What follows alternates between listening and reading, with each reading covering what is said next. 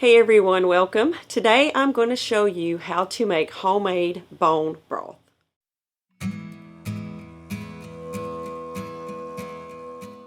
So if you're like me and you make a lot of whole chickens and whole turkeys, you have a lot of bones left over.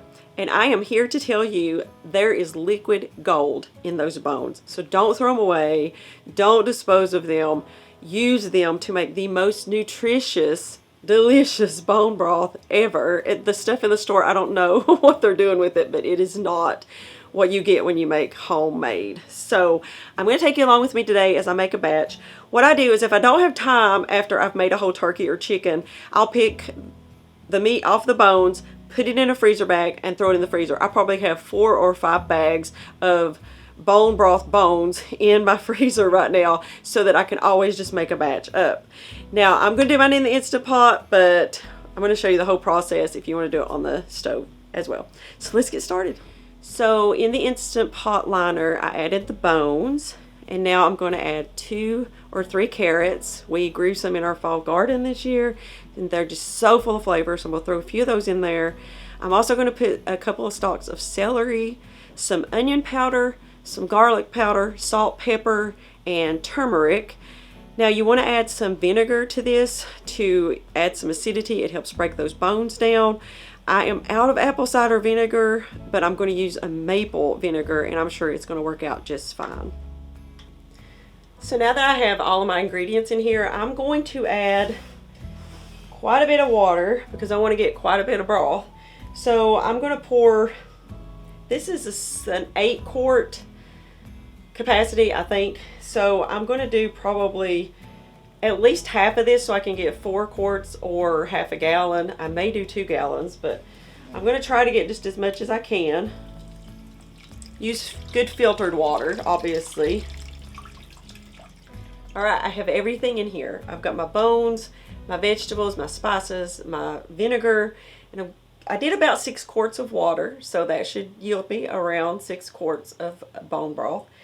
I'm going to put this in the Instant Pot on high pressure for 3 hours, and then I'm going to let it stay on the keep warm function for maybe another 2 hours or so. You could even do this overnight. As long as it's on keep warm, it's fine.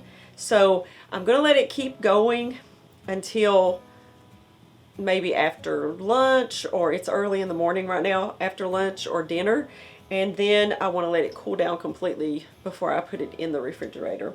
So we're going to get this in the Instant Pot and get this liquid gold going.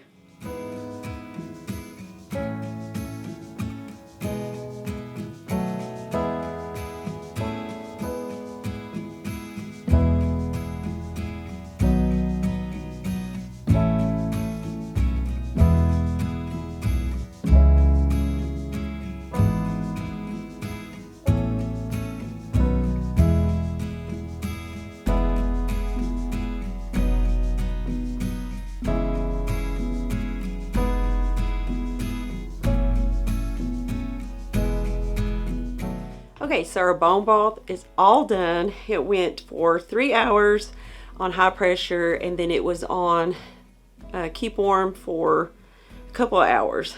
So I strained it all off into a big stock pot so that I can put it into bigger jars. I'm going to put a half-gallon jar full and then go from there and see how many quarts I get.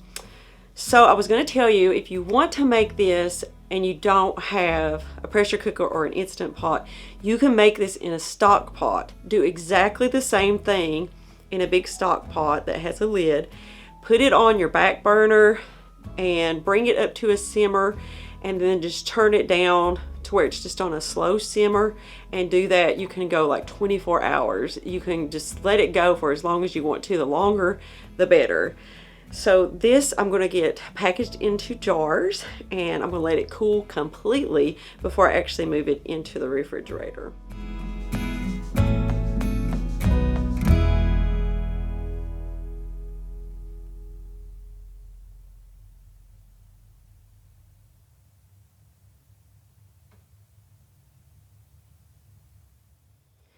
Alright, you have 3 options now.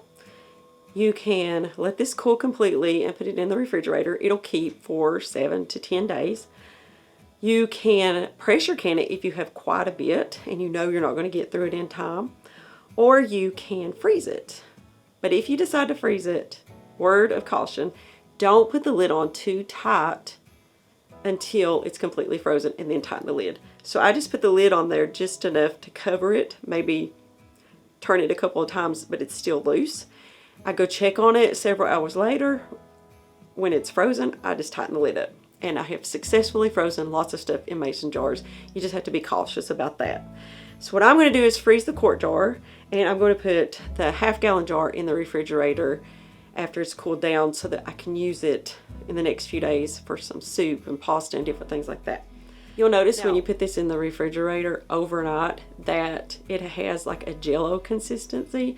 That is good. That's what you want. That means it's full of all the good stuff, the collagen, the gelatin, the gut healthy stuff. It's all in there, and that's exactly what you want. It looks weird, but that's exactly what you want. You won't find that in the store. So, well, I hope you enjoyed this video on how to make homemade bone broth. Don't throw those bones away.